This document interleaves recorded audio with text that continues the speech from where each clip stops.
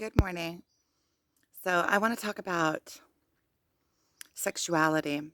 I want to talk about, I received an email. I received an email from somebody that wrote in, um,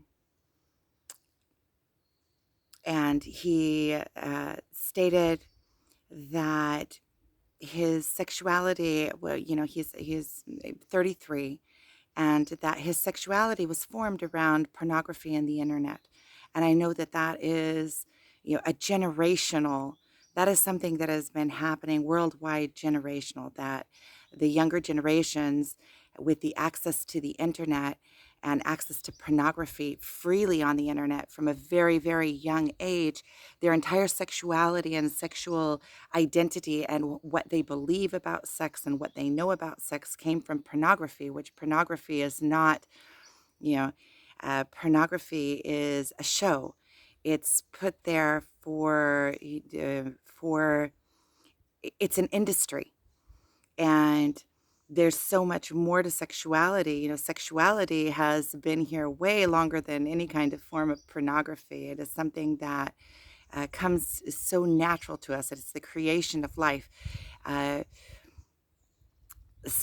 and he asked me if I had any opinions on it, and I've been sitting on it for a couple of days, well, at least a day, um, thinking about it. And I asked some friends about it, male friends. I asked my twin about it, and another friend of mine that is a tantra teacher, that he teaches sexuality to men. And so I asked their opinions. I shared with them what the email, and I'll share it here in the without revealing. I'll share it in the what he wrote to me in the description, so that you can also see. And basically, it's saying that his whole sexuality was built around what he learned in pornography, and now through the spiritual awakening and through this spiritual process. Um,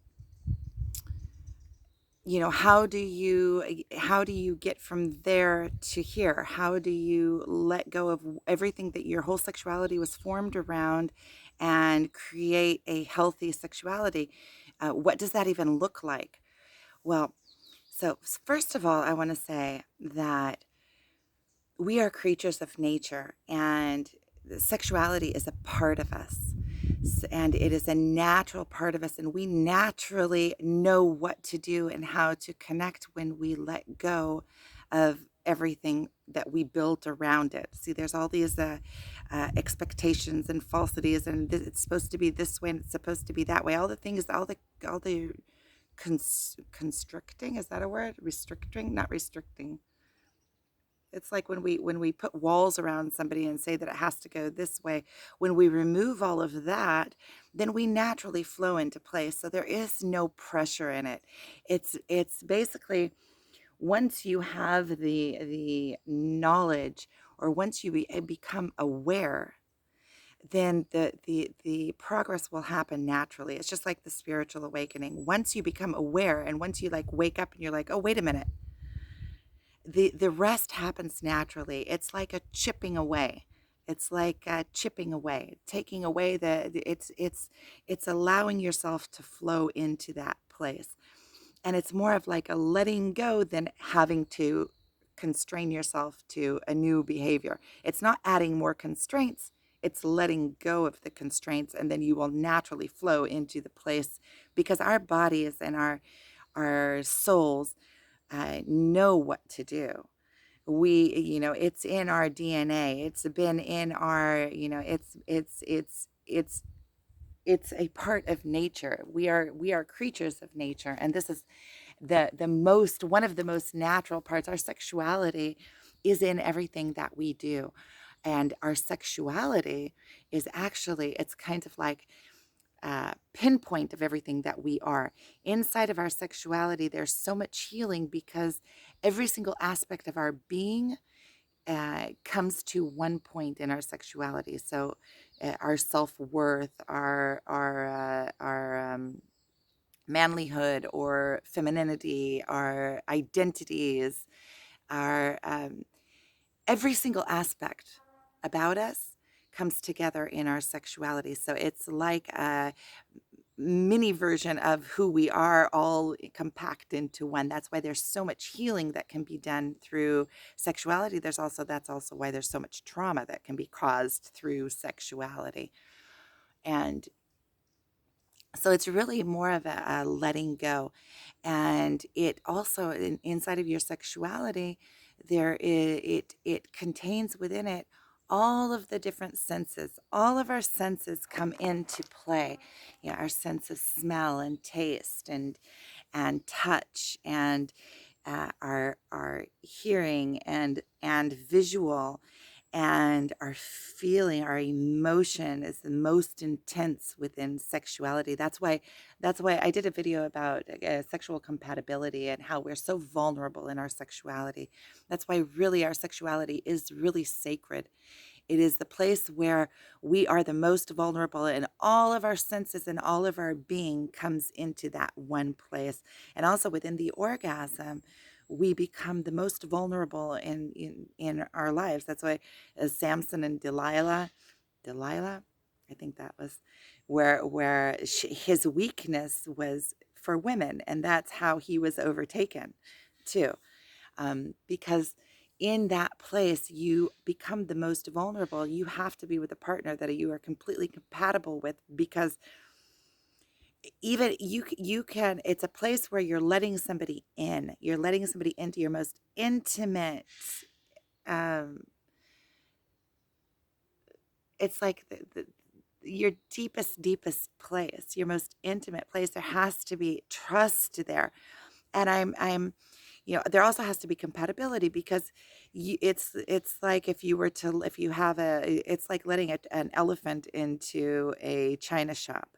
If you let somebody in, even with good intentions, somebody that is a good person, but they're not compatible, they are not going to know how to finesse you and your inner workings. And if it's not compatible, you can get hurt without intention in that place. You can get, if somebody comes in and they are a different pattern than you in the universe, they speak a different language. We have language, emotional language.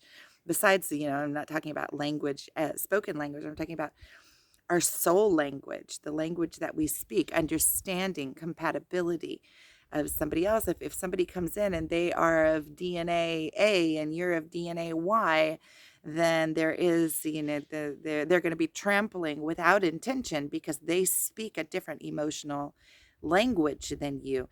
They see things differently than you. They don't know how to caress your innermost vulnerable emotions, and how to make you feel worthy, just because inherently it's just non-compatible. Um, that's why I always say, you don't have to, not everybody has to like you or has to like me. That's why there's so many different spiritual teachers, because everybody connects to somebody else, because we speak different emotional languages. We connect to some people the way that their tone is, just the way that the tone of their being is, how they articulate the words, how they express themselves. And in sexuality, it's the same thing, that we speak different languages, and we each have to, when we let somebody in. That's why and I've tried, after I got divorced, I tried many different things. I played around with my sexuality. I even had a one night stand at a festival, and I'm glad that I did, because I realized that is not for me. It's like letting somebody into you. It was quite a few years ago, and that helped me get to where I am today. I can say, okay, I experienced that. Now I know. And now I know that that's not for me. And I know why too. I know how to say why. When you let somebody in that is a complete stranger to your most vulnerable place, you feel afterwards, you feel like corrupted.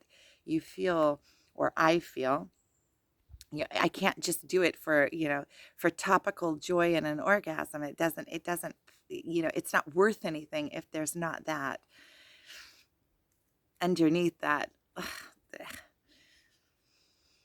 The emotion and the connection, and that is all part of it. the and so really it's like chipping away at if your sexuality was formed in a certain way, you can't unsee what you saw. You can't take away everything and have a new start, but you can start chipping away. And even I would say that once you take intentional control over this aspect of your life, it becomes even more powerful when you do come to that place of letting go of resistance, when you come to that place because it's intentional. You've done the work, you become present. It's like I say about joy. Joy always sits, and you can check this. I've been checking it for years, and it's always spot on. um Happiness and joy always sit in appreciation, so you have to appreciate something before you can enjoy it. And a lot of times it's like this spiritual awakening. You appreciate it so much because you know what it feels like to be without. You know what the absence of it feels like. So then when you really truly get to the place of pure enjoying it, it's like you deserve it. You appreciate it so much. It's like you've worked for it. It's like when you work and work and work for something, and then you finally achieve it, and the satisfaction in it is just so much greater than if it was handed to you on a silver platter. That's why I always say with kids also, you can't overindulge your children. Don't overindulge your children, because then they don't appreciate. And it's not in a matter of, oh, you don't appreciate me. It's in a matter of giving your children joy. If you want them to enjoy life, if you want them to find joy, to find happiness, and we all do, because there are kids that's the flowers that we bring forth, and that's our generation. And this is also connected to sexuality. Everything is connected to everything. Um, because we create life through our sexuality. It's the most sacred of sacred. It's like the light of our life. It is like the place where it's also the place where we receive most enjoyment and we receive most release. Because when you are in that place of orgasm, it's the closest you can be to being dead. It's because you are completely out of body. It's an out of body experience. You are completely in bliss. And and that's why it's the most sacred of sacred. And that's why also you have to have somebody in there that you completely trust, because in order to completely let go like that and get into complete bliss, then you have to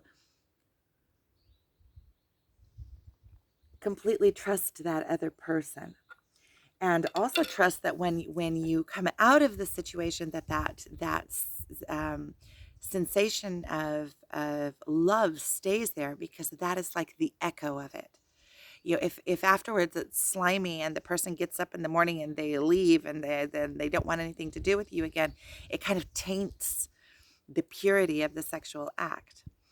And I wrote down a whole bunch of different the things about it. So it's relaxing into the place, because it comes to us naturally. So it's like I said, it's like it's just all you have to do is remove the extra, and you will know how to flow into the nature of it. Another thought that I had about it was that because it entails all of our different um, um, I think before I get into that, I was talking to my twin about it. My twin is a guide for life. That's what he does. He guides people um, uh, on their path, guides people into spiritual awakenings, and I really have to give him also all credit due for my own spiritual awakening, and the of it, the intensity of it.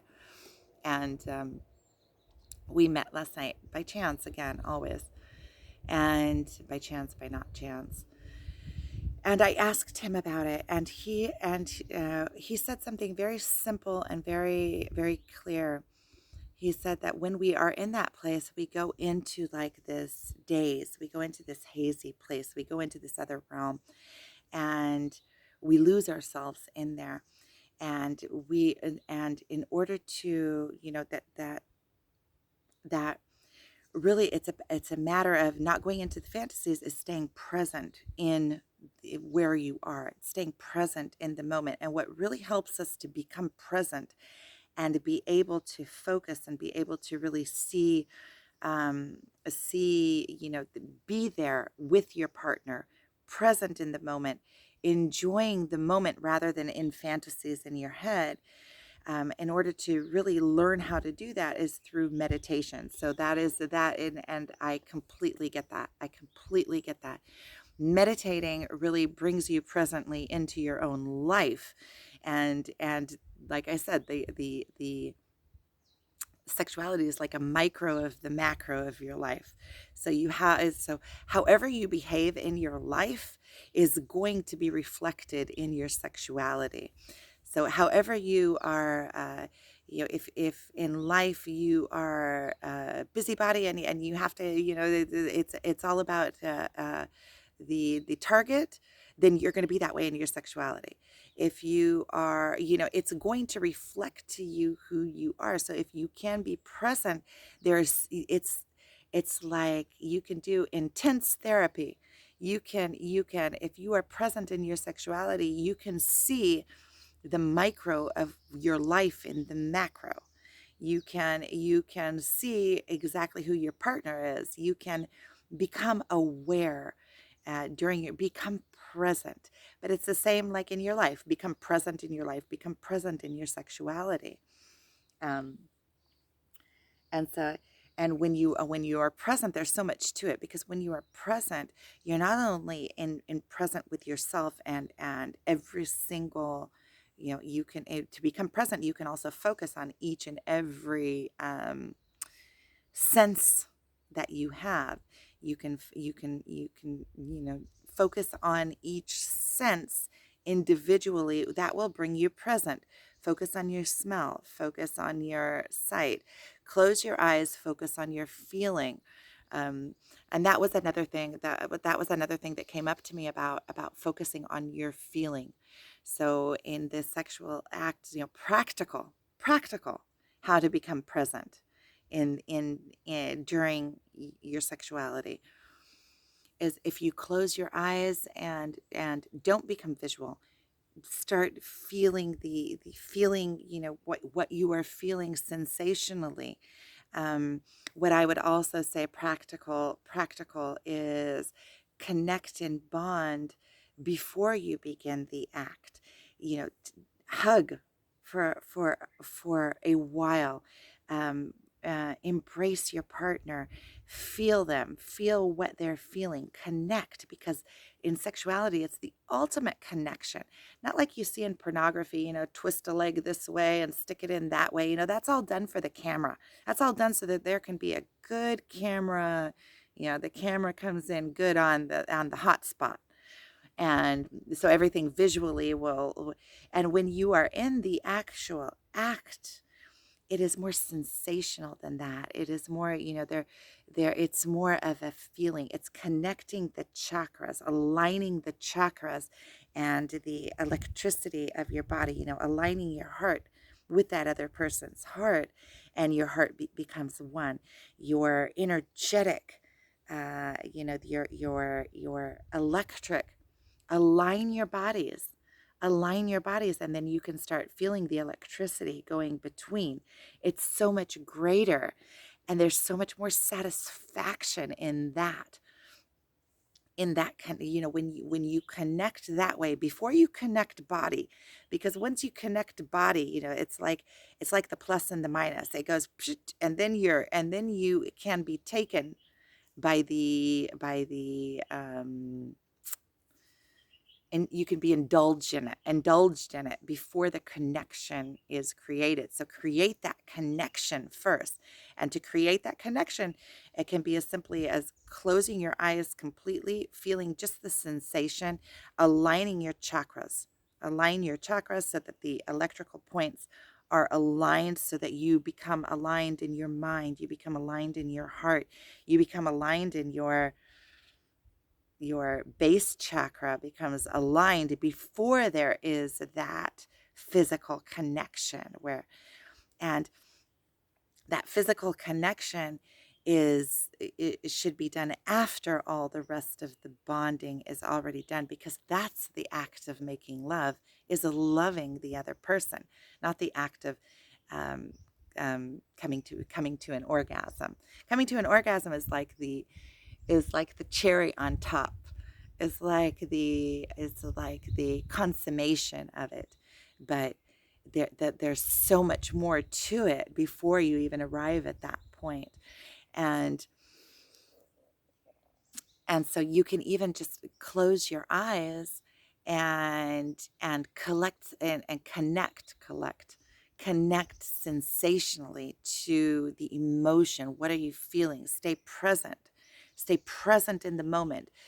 You can focus on the aspects of what you are doing. Pay attention to your body through, and this will be easier when you start doing meditation, because we lose ourselves in this place. We lose ourselves. And don't go straight for the honey. Don't go straight for the honey. um, One thing that came to me during meditation, because I've been sitting on this and I've been waiting for it to come, what I wanted to say until I felt like I was ready. And now it feels like it's kind of cooked.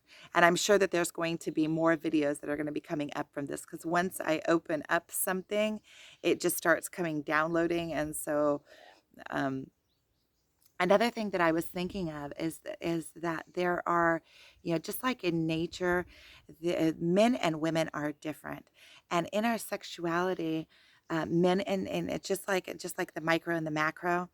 In life there is masculine energy and there is feminine energy, and they are different. They're equal, but they are different. Each of us play a different role. And in today's society, I think those roles were kind of forgotten and kind of, it's like the masculine has been demasculized and the feminine has been masculized. So we're like coming into, or coming into like a medium where there's, it's almost like a a gender. Like there is not it's like everybody is becoming more into the medium, and there's less of a um, um, clear gender difference. And by nature we are completely different. That the masculine is the charge. The masculine has a, I mean, even if you just look at our sexual parts, the woman is the container. The woman allows the man to come in her. If you think about this, that the act of allowing somebody come into your body is way different than going and into somebody's body. It's different in the feeling. It's completely becoming vulnerable. It's becoming into a place of complete surrender. You're surrendering yourself over to this masculine. You are allowing them to come into your body and place their seed within you. So it is completely different than the act of the masculine, which the masculine's part is creating, creating a pillow for the woman to feel safe before he enters into her. And you could see and sometimes replacing fantasies with other fantasies are, and I don't mean in a fantasize in your being out of in a different place when you're in the act of a sexual act. I mean coming into play with your partner in a way that you want to satisfy that partner's needs. So as a masculine, it would be, you get the ground ready. You make her feel safe. You make her feel loved. You make her feel contained. You make her feel, even our body parts know exactly what to do. It's like the man has pre-ejaculation. The man has, has like pre-ejaculation, which is there for a purpose. It is getting the woman ready, and it is also in trade. It's also allowing his entry into the woman to be more at ease. It is making the friction more, it's making everything more juicy, and literally. And it is, so the bodies, the two parts act together as one. The pre-ejaculation even comes to serve a purpose. It is to get your woman ready for, you know, the act itself. It's like sowing the ground. And so if you can see this as a masculine coming to a woman, how to satisfy her and how to, contain her and get her ready. It's connecting with her emotionally before the act itself. And then the act is just that much more sweet. There is nothing in your mind that you have to think of when you come and you emotionally contain and motion, and also this is the masculine, this is the divine masculine role, is to, you know, take care, to cradle, to want to be the provider of. By nature, men are the providers for their family. You are the protector of your feminine, of your, you are the container for your feminine energy, for your counterpart, because you plant your seed there, and then you watch over as your seed grows and your children come to be. This is by nature. You are a protector. You are the container. You are the provider. You are you have a family, and then you protect your seed, and the woman is the nurturer. Is she will nurture her man, by nature will nurture him, and be this, seductor, want to satisfy him, want to surrender to him. She wants him to be the protector, to be that masculine, to be vulnerable, and to allow him within her. So it's you if you start fantasizing about that, about fulfilling your role as a masculine, in coming in and allowing your feminine, divine feminine, to feel safe within your arms, not like you're coming to take from her. That is not divine masculine. Divine masculine is giving, is being the provider. It's I want to satisfy you sexually. I want to see you enjoy yourself. I want to watch you come to an orgasm, because it's like I did it. It's like being wanting to watch it's like watching the fruit of your loins. It's the same thing as being satisfied from it will content you in ways that you could have never imagined. It's so much different than coming to a sexual act from a place of wanting to receive. Oh, I want to get an orgasm. When you want to get an orgasm, you just come in, you stick it, and then you come to an orgasm, and then it's so empty. It's the full satisfaction of sexuality is satisfying your partner from both sides, from the masculine and from the feminine side. You want to satisfy your partner. You want to see them and it's also, in that satisfaction, you're satisfying yourself as well, because when you know that you are giving joy to that other person, you are also creating the other person wanting to be with you. You're creating like this cycle of love. You're creating like this other person will want to, you will like wait for you to come to have to have sexual intercourse with them, because it's so satisfying, because it's it's like the sweetest of sweets. It's like it's funny that there's so many women out there that are like, oh, I don't want to have sex. Ugh, it becomes like I have to do that, or it becomes like a job, or like something that they're not looking forward to. And really, it can be the most sweet, divine, just, like the candy of life when it's done in a way where you are satisfied by it, or it comes in a way, it's like you wait for it, you want it, you it's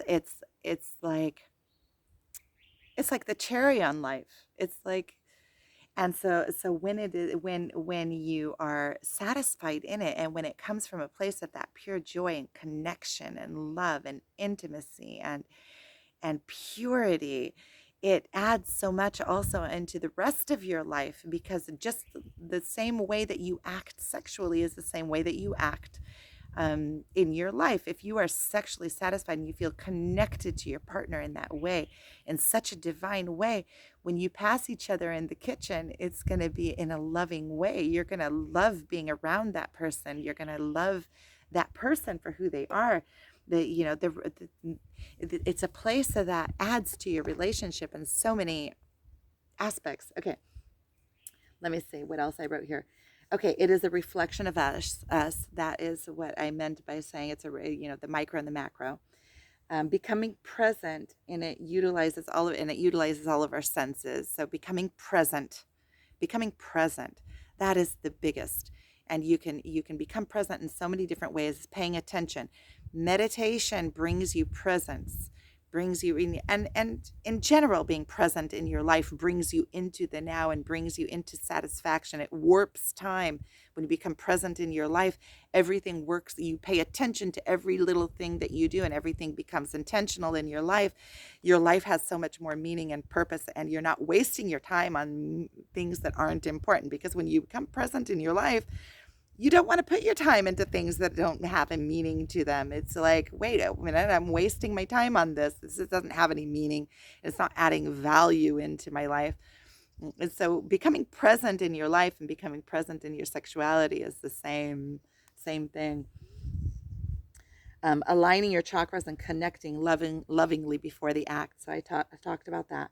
Closing your eyes and feeling the sensation, that brings you present. It brings you with your partner. When you're focused on the visual, then you're focused on the leg up there and the high heels and the fingernails and stuff. When you close your eyes, then you come into that place of merging, of the sensational, of feeling, of the emotion, of the sensations, physical sensations. It's that much more satisfying. So closing your eyes, I'm not saying that you always have to close your eyes, but when you are working on becoming present, closing your eyes enhances the rest of when you're visual, and especially men are very visual. So when you are visual and you're focusing on the visual, it's taking you outside of your body. It's taking you into the outside.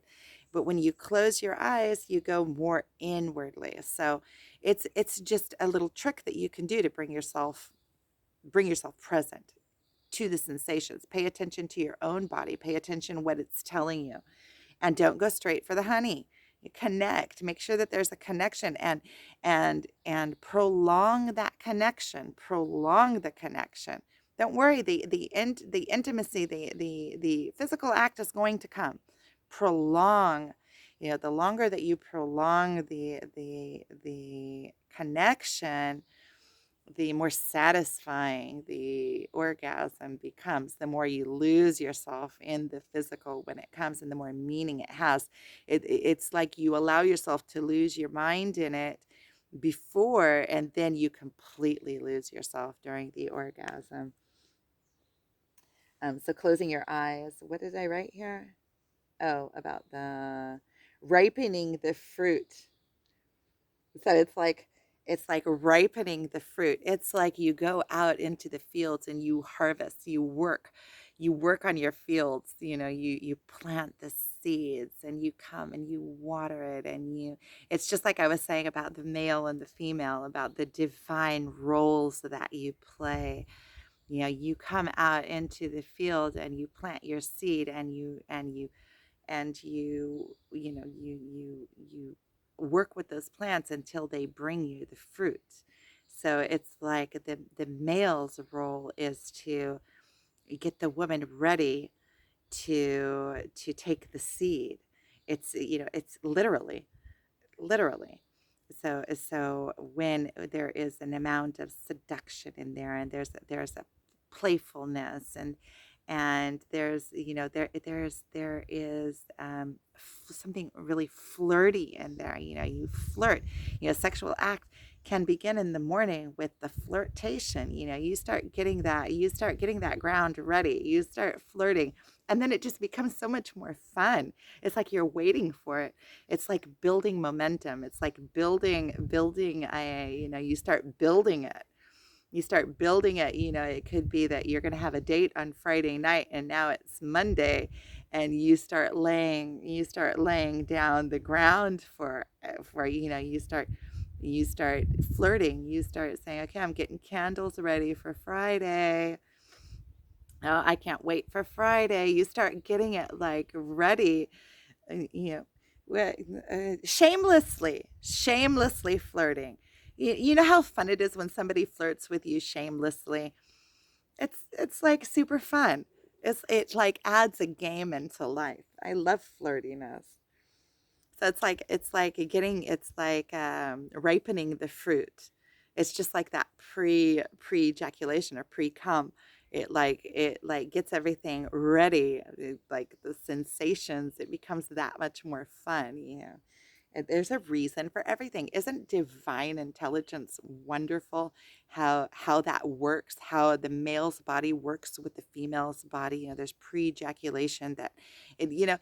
And in school, what are we taught? We're taught, oh, you could get pregnant. They don't teach you about. I mean, look at the body, how the body is the two bodies, the male and the female, come together so perfectly and naturally, and there's so much joy in it, and there's so much like enjoyment in it.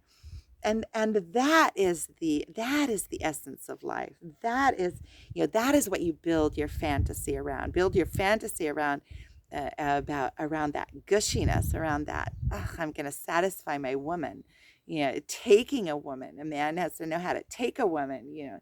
And I don't mean I mean in a playful, fun, whatever floats your boat, between a couple. It's so intimate, and it's individual for every couple, and that's why there has to be compatibility there, because those games, if they're played with somebody that's not compatible, then it won't be taken, and then that, like, it also taints your own sexual experience, because you, in a way, if your playfulness is like this, and if it's not being received in the same energy or the same like tone, like if you have a sexual tone that is like this, and the other partner doesn't see your humor in it, or doesn't see your playfulness in it, or doesn't speak the same sexual language as you, then you could start feeling like insecure in your own sexuality, and, oh, wait a minute, is there something wrong with me? Maybe maybe I shouldn't have said that. And then you start questioning yourself, and then your sexuality is the place where you need to be most accepted,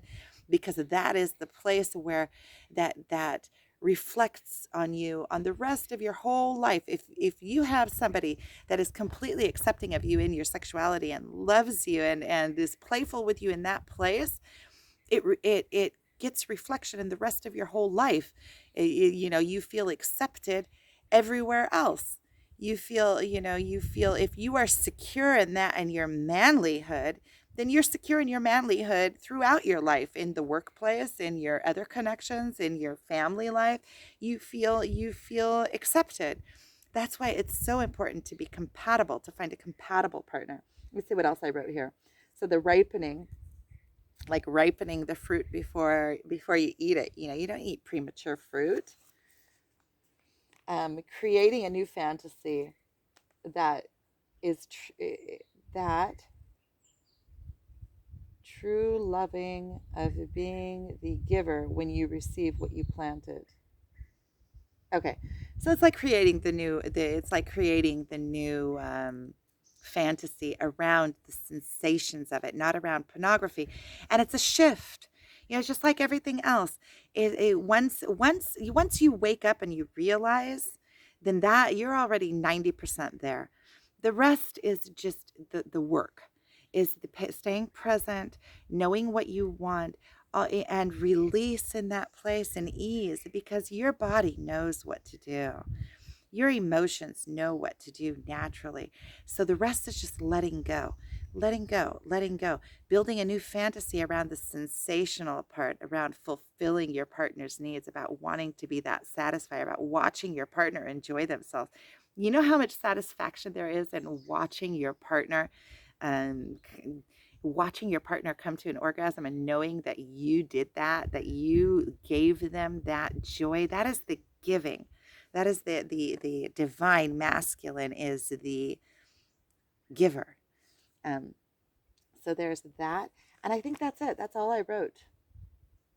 That's all she wrote. And I think I covered that pretty nicely. Um, and I think that that there has to be compatibility there, but I also think that once one person starts, if you're in a partnership and once one person starts to do the work, the other person typically, and this isn't, there isn't one recipe, suits all. But once one person starts doing the work, and if you are connected, then inherently the other one is starting to come along in doing the work as well.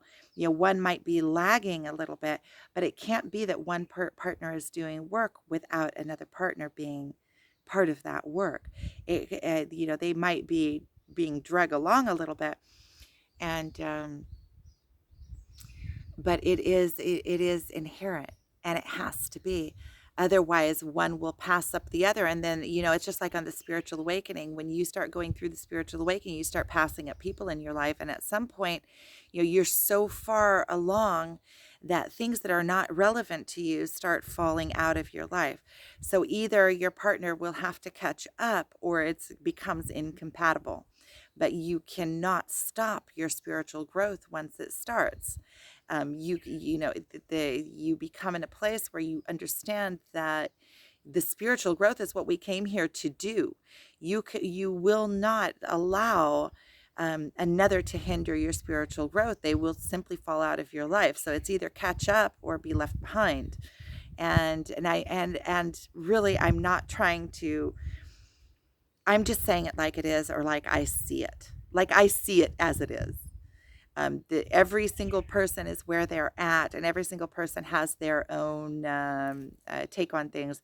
And it's like for me in my marriage, and I just want to do this really short because I don't want to get off topic. In my marriage for years and years and years, I was in a place where I felt like it hindered me. And at some point, you can't stay in a marriage that anymore for the wrong reasons, for like, oh, what am I going to do? How am I going to support myself? You can't allow yourself to do that any longer. And when you and because the most important thing becomes your spiritual awakening, your own spiritual work, and your own, you won't hinder that for things that are false, or for things that are of less importance than that. It's like selling your birthright for a sack of grain. There's a story like that in the Bible. Selling your birthright for a sack of grain. You don't sell your birthright for a sack of grain. Um, okay, so just to sum this all up, I don't even know how I would sum all that up. So what we're talking about, let's just talk about the topic. There are so many nowadays, young generation, even my generation, that their sexuality was built around pornography. Just because also, sexuality in today modern times isn't taught. It isn't taught. It isn't taught in school. It isn't taught by our parents. It isn't taught by spiritual leaders. And it's exactly the opposite. In churches and things like that, it's all closed off into like these little compartments, and into like something that is dirty, when actually it is the most natural part of life, because that is where life is created from. That should be on the forefront of what we are taught, and we should be able to speak about it openly, like I'm speaking about it here. even the little, the little aspects of it, like speaking about orgasms and pre-ejaculation and the man coming into the woman, and these are things that should be taught from the very base, because they are so base. They're the base chakra. Think about it. It's from the base. They're from the ground up. We're taught that we are our brain. We're not taught what controls our brain. So there's so many things nowadays that are off. But sexuality is the base of our being. We came from sexuality. We could not have come from, we would not be in existence. So it is at the base and at the core of our being. It is the base. It is the lowest chakra. It is what creates life. It is why it is life's purpose. It is the continuation of our being. It is what we leave here after we go. There is nothing else we leave here. Everything else falls away but our generations. I am a representation of all the generations that came before me. I am the life force of my ancestors. And that is because of sexuality and through sexuality. And that is why, when you find a compatible partner for your sexuality, you find a compatible partner for life, and then you find a compatible gene pool for the continuation of your life. You're putting new life out there that is a continuation of yourself, that is most like yourself. And so this sexuality is a big deal. It's a big deal. It's not a little deal. It's a big deal. And so learning about our sexuality should be on the forefront. It should be, something that we openly talk about. It should be something that we're taught to like close it off, and you're not supposed to look at butts, and you're not supposed to look at boobies, and you're not supposed to, those are things that you don't talk about, but it is of our nature. It comes from such a deep place within us that it should be exactly the opposite. We should be able to openly talk about it and openly bring it to the forefront. Nowadays we're taught that our jobs and work is at the forefront, but that isn't. It's the emotional, it's the kishke, it's the emotions, the taste of life, the being present, the spiritual part. That is all the main part. So I'm saying this is getting pretty long, so I'm gonna go ahead and sum this up. So really, there's a whole generation that is in need, that is hungry for a sexual education. There should be more people talking about this. There should be more people openly talking about this. There should be questioning and realizations and courses, and this is our life light. So I really appreciate you guys watching, and I would love to hear from you in the comments if you have any questions. I see that it just gives me food for thought, just like this email that came in. I'll put the email in there, and I really, really appreciate it. Sending you guys lots and lots of love.